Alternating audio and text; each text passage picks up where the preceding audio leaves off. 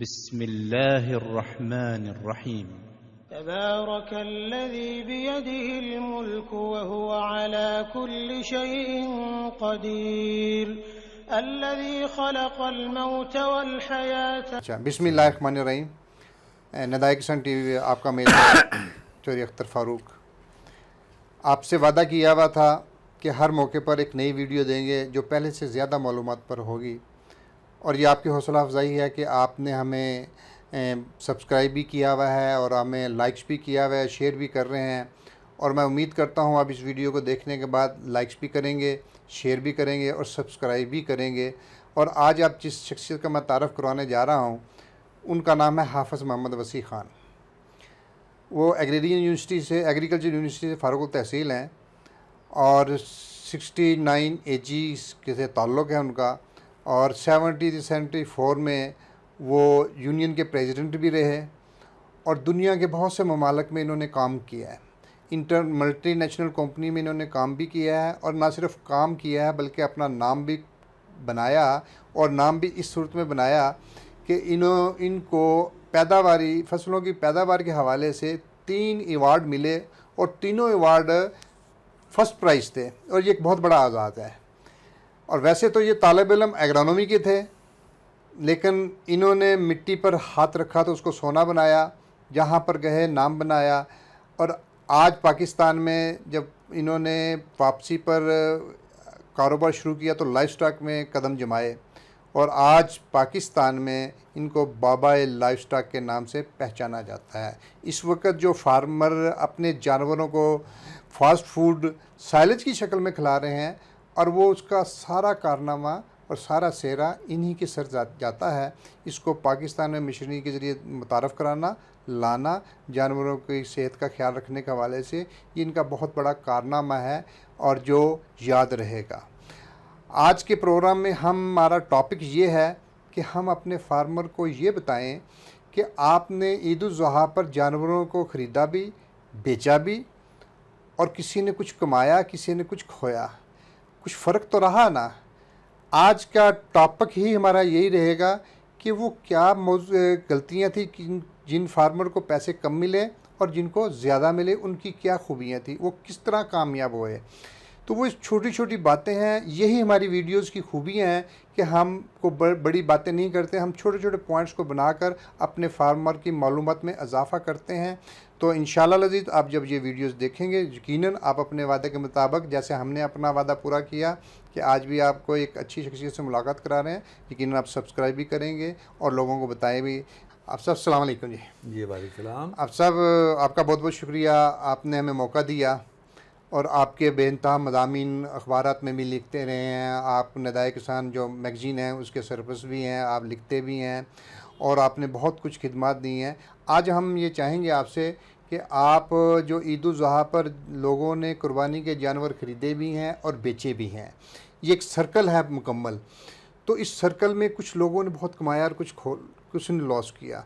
तो हमारा असल मौजू वो है कि जिन लोगों ने इस बिज़नेस में आकर इतना कमाया नहीं जितना कमाया जा सकता था, तो इस हवाले से ज़रा तफसील से बताइएगा। पहले तो आप ये बताइएगा कि वो क्या वजूहात हैं कि जिस बिना पर किसी फार्मर ने अपने जानवरों की बेहतरीन मुँह मांगी कीमत ली और किसी फार्मर को उसको मुँह मांगी कीमत भी नहीं मिली और वो डिसॉर्ट हुआ है। इसकी बुनियादी वजूहात क्या है, ताकि मेरा जो लीड गोश्त पालने वाला रखने वाला जानवर किसान है वो इसको किन चीज़ों का ख्याल रखे ताकि इसकी कामयाबी मुमकिन हो सके। थैंक यू वेरी मच जनाब। मुझे तो इस बात की खुशी है कि आपने हमेशा कोई नया टॉपिक जो है किसानों की बेहतरी के लिए, किसानों के मफाद के लिए वो आपने ढूंढा है, और मुझे उसके ऊपर अपनी एक माहिराना राय देने का मौका मिला है। और मैं एक चाहता हूँ कि आप ज़रा एक बात को मेरे किसान भाई याद रखें कि दुनिया में 2 किस्म के आदमी हैं। एक वो आदमी है जिन्होंने हमेशा रोना ही रोना है, एक वो आदमी है जिन्होंने मुसीबत में भी हंसना है, उसमें कोई ना कोई कामयाबी की राह तलाश करनी है। अब पाकिस्तान में जब मैं देखता हूँ तो ये जानवरों को मोटा करने वाला कारोबार कभी भी नहीं था। मुझे अच्छी तरीके से याद है बचपन में कि ये एक ट्रेडिशनल कारोबार था, रिवायती कारोबार। और जब आप मंडी में जाते थे ईद के लिए तो आपको बूढ़े जानवर भी मिलते थे, कमज़ोर जानवर भी मिलते थे। लेकिन अभी चंद सालों से एक नया ट्रेंड बना है, और वो ये नया ट्रेंड बना है किसानों के लिए कि वो अपने जानवरों को स्पेशल ईद की कुर्बानी के लिए तैयार करें। और ये तकरीबन अगर आप इसको पाकिस्तान की बुनियाद पर देखें तो 27% कीमत ज़्यादा मिलती है, और अगर आप इंडिविजुअली देखते हैं तो समटाइम्स ये 100% कीमत ज़्यादा मिल जाती है। तो ये एक नए कारोबार की शक्ल के अंदर किसानों की बेहतरी के लिए ये एक और चीज़ आई है। यानी कि जहाँ आप देख रहे हैं कि कपास का बेड़ा गर्क हो गया, गन्ने वाले ने पैसे नहीं दिए, बारिशों की वजह से एक नई बीमारी जिसे येलो रस्ट कहते हैं वो गंदम के अंदर आ गई, उसकी कीमत ख़राब हो गई। तो उसके साथ साथ आप देखें कि जानवरों से आने वाली आमदनी में पूरे पाकिस्तान में इजाफ़ा हुआ है। तो ये भी एक नया कारोबार है। यानी कि लोग समझते हैं कि मैंने जानवर रखा है इस बात के लिए कि मैंने दूध लेना है, मैंने उससे बच्चे लेने हैं। अब ये एक नया कारोबार है कि आप सारा साल भी अपने जानवरों को मोटा करके मार्केट में फ़रोख्त कर सकते हैं और अच्छे पैसे ले सकते हैं। और उसी के साथ साथ जब कुर्बानी जहन में रहे तो एक तो सवाब की नीयत है कि अल्लाह ताला उसका अजर देता है कि आपने एक अच्छा जानवर बना के ख़रीदार को उसकी मर्ज़ी के मुताबिक दिया है, और वो भी खुश है और आप भी खुश हैं कि आपको भी पैसे अच्छे मिले, उसको भी जानवर अच्छा मिला। ये एक नई ओपनिंग है और ये एक नई उम्मीद की किरण है कि उम्मीद है कि ये आइंदा इससे भी ज़्यादा बढ़ेगी। अब जो आपका सवाल है वो सवाल ये है कि मैं एक जानवर लेकर खड़ा हुआ हूँ और कोई आदमी 40,000 रुपये से ज़्यादा पैसे देने के लिए तैयार नहीं है, और बिल्कुल मंडी के दूसरी तरफ आप खड़े हुए हैं और आपने ओपनिंग की जो कीमत मांग रहे हैं आप 2 लाख मांग रहे हैं और 1,80,000 पे सौदा हो जाता है। तो आखिर मैंने कौन सा कसूर किया और आप में कौन सी खूबी थी कि जिसकी बुनियाद के ऊपर लोग 1,80,000 आपको देने के लिए तैयार थे, मुझे 40,000 देने के लिए तैयार नहीं थे। तो इसमें 2 चीज़ें जो हैं मेरे किसान भाइयों को ज़िंदगी भर याद रखनी चाहिए। ये एक ऐसा कारोबार है कि अगर आप रफली देखें तो इसके अंदर है बराबर का मुनाफा, लेकिन साथ में कुछ मुकद्दर भी है। मसलन जो बेचारा कराची में लेकर गया और जो कराची की अपनी हालत हुई बारिशों की वजह से, वो तो बेचारा फंस गया, लेकिन कराची के अलावा पूरे पाकिस्तान में तमाम जानवर बेचने वाले जो हैं वो पैसे कमा कर गए हैं। तो ये अगर आप अपने जहन में बनाएं कि 25 जानवर कम से कम, ज़्यादा जितने करते जाएंगे आपकी कास्ट ऑफ प्रोडक्शन यानी ऊपर आने वाला ख़र्चा कम होता जाएगा और प्रॉफिट बढ़ता जाएगा। लेकिन कम से कम जो शक्ल आती है वो 25 जानवरों की है, और अगर हम उसका हिसाब लगाएं तो मेयर साहब कोई 10 लाख रुपया के करीब आपकी जेब में होना चाहिए। ये इन्वेस्टमेंट है 10 लाख रुपए की, और जो रिटर्न जो है अगर आप उस तरीके से काम करते हैं जिस तरीके से मैं अपने भाइयों को बताना चाहता हूँ, तो फिर रिटर्न आपका 20 लाख का होगा। इसका मतलब ये 22 लाख का भी हो सकता है, 25 लाख का भी हो सकता है, लेकिन 20 लाख का तो इंशाअल्लाह ताला ज़रूर होगा।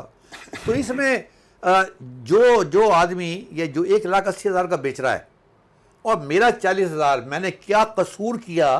यानी कि मैं अगर एक समझदार किसान हूँ तो मैं ये सोचूंगा कि मैंने क्या कसूर किया कि मेरा जानवर जो है वो 40 में बिक रहा है, और उस आदमी में क्या खूबी थी और कौन से गुण उसने आजमाए जिसकी बुनियाद पर हंसी खुशी लोगों ने 1,80,000 दे दी है।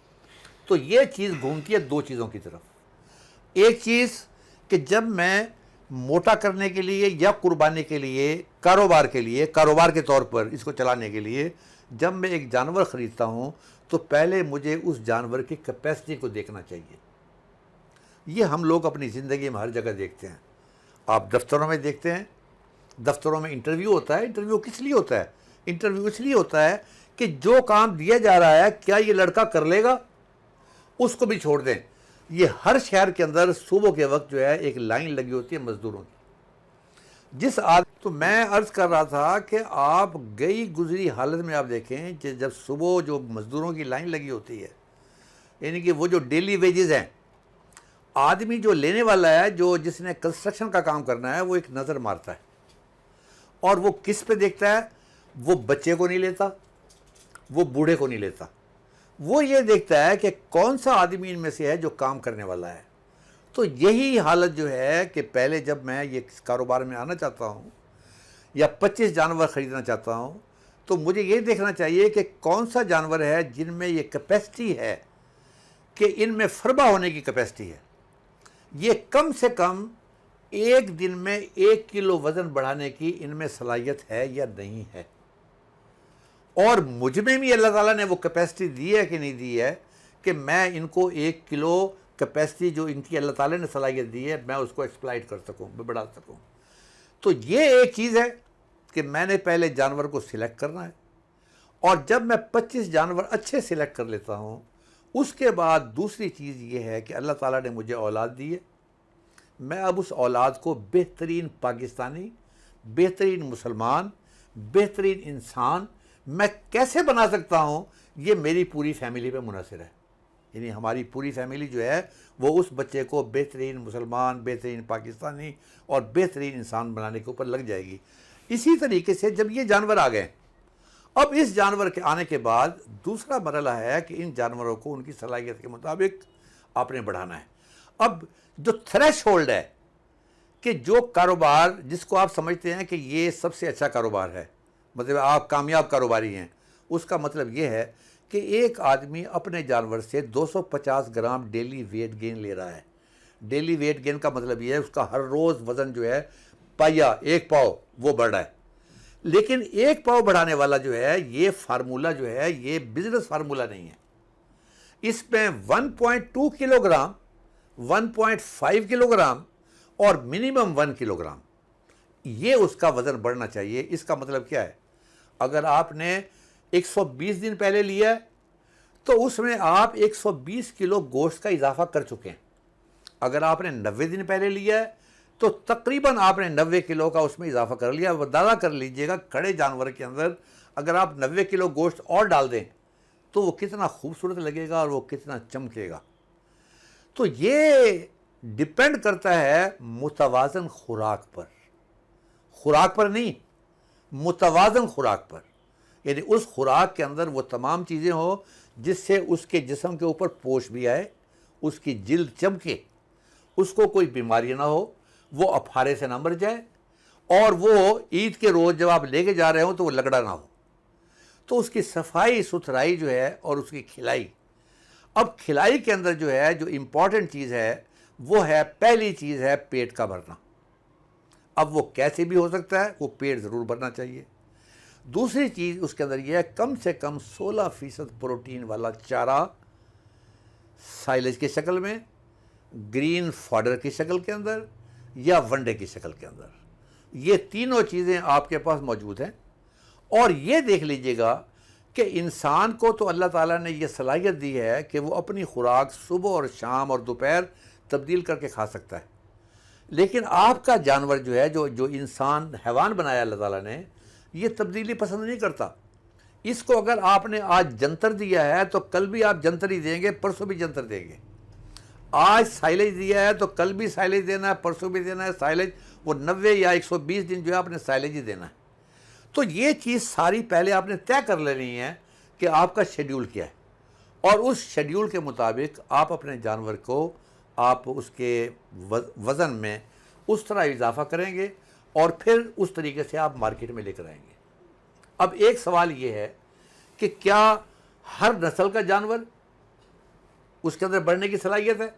अब ये मैं समझता हूँ कि अल्लाह ताला का लाख लाख शुक्र है कि जो पाकिस्तान में जो देसी जानवर हैं, ख़ास तौर पर साहिवाल, ख़ास तौर पर चोलिस्तानी, ये जो जानवर हैं, और इसके अलावा ये जो दाजल, ये 3-4 नस्लें पाकिस्तान में ऐसी हैं जो आपको 1 किलोग्राम तो डेली वेट गेन आपको दे सकती हैं।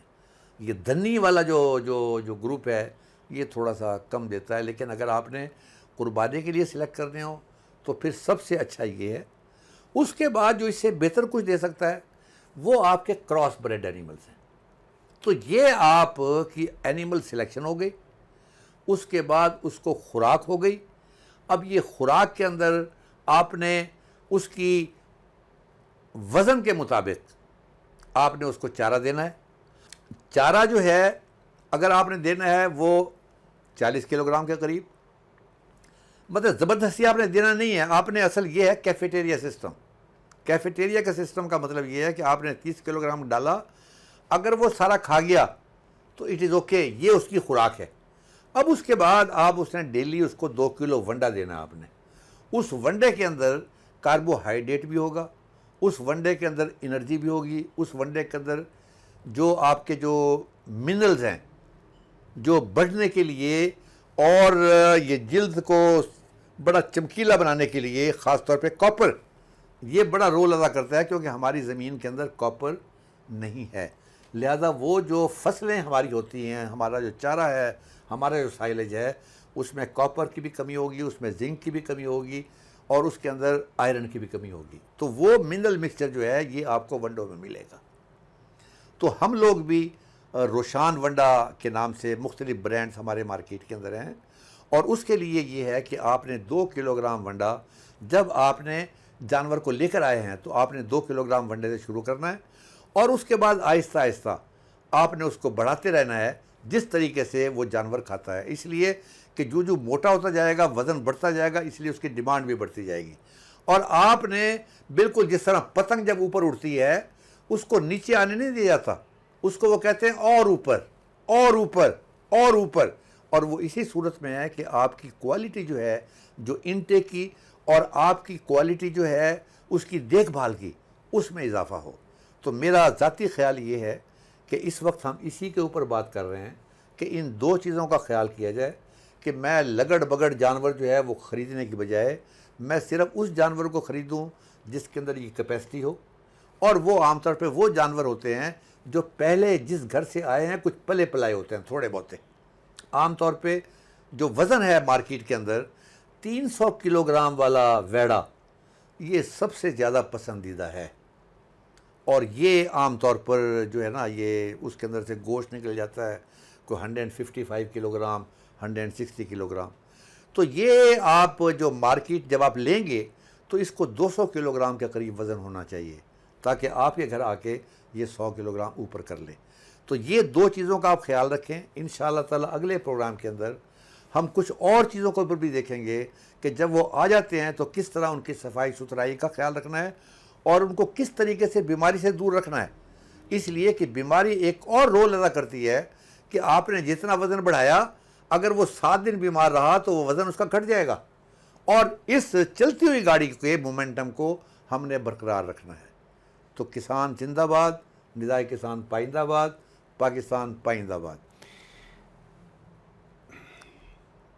Thank you. किसान भाइयों, आपने अभी हाफिज़ वसी साहब की वो बात दानिशवराना बातें सुनी, पसंद आई होंगी, क्यों ना पसंद आए, वो हाफिज़ साहब की बातें हैं और दिल से कहते हैं बातें, और जो दिल से बात होती है वो दिल में उतरती है, आपके भी दिल में उतरेगी।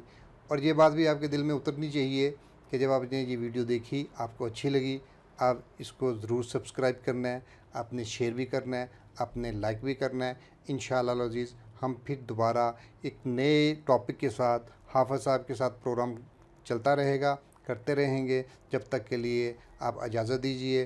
पाकिस्तान जिंदाबाद, किसान पाइंदाबाद। मेरे किसान भाइयों, थैंक यू वेरी मच, आपने मेरी बात सुनी। किसान जिंदाबाद, पाकिस्तान पाइंदाबाद। Thank you very much.